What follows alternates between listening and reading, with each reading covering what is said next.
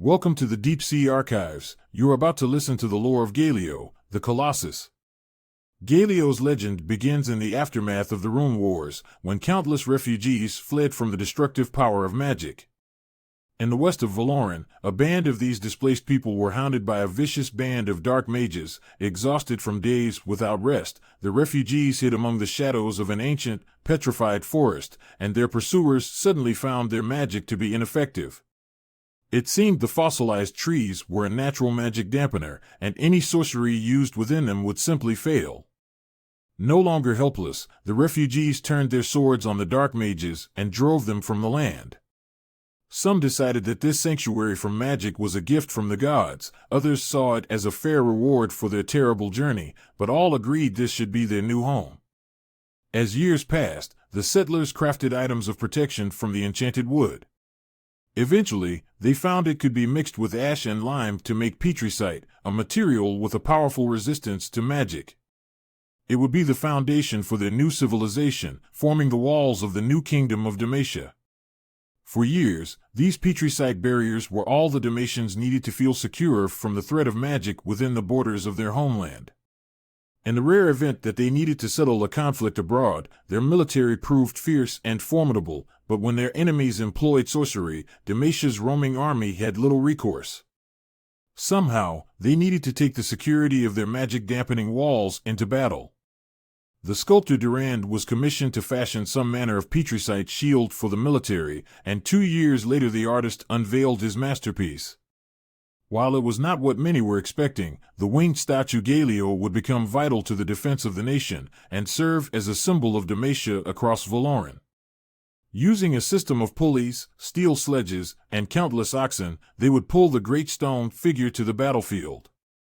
Many would-be invaders simply froze at the sight of the awe-inspiring silhouette looming before them. The titan who ate magic inspired a kingdom, and terrified those who opposed it. However, no one thought to consider what exposing the statue to such unpredictable energies might do. Demacia had been mired in battle with enemy forces in the Greenfong Mountains. A skilled order of war mages, known as the Arcane Fist, bombarded the Demacians with crackling bolts of raw, mystical power for 13 days. Those who had survived this long felt their morale dwindling, and huddled close to Galio. Just when their spirits could be brought no lower, a slow, deafening rumble shook the veil, as if two mountains were grinding against each other.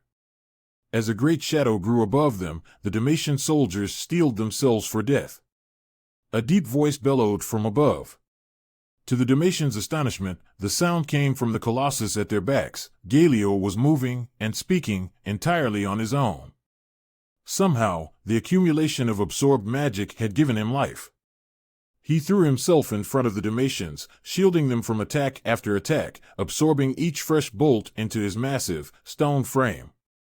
Then Galio turned, bounded up the mountainside, and crushed every last one of the arcane fist into the craggy soil. The Demacians cheered. They were eager to thank the petricite sentinel that had saved them, but as quickly as he'd come to life, their fearsome protector had ceased moving, returning to his pedestal, just as before.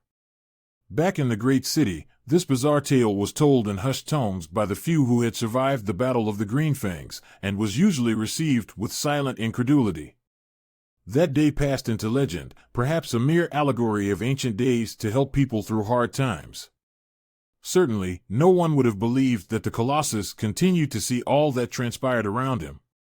Even while immobile, Galio retained consciousness, longing to experience the sensations of battle once again. He watched mortals pass beneath him, paying him tribute year after year. It puzzled him to see them disappear one by one as time rolled on. Galio wondered where they went when they vanished. Perhaps they were sent away to be mended, as he often was when he returned from war?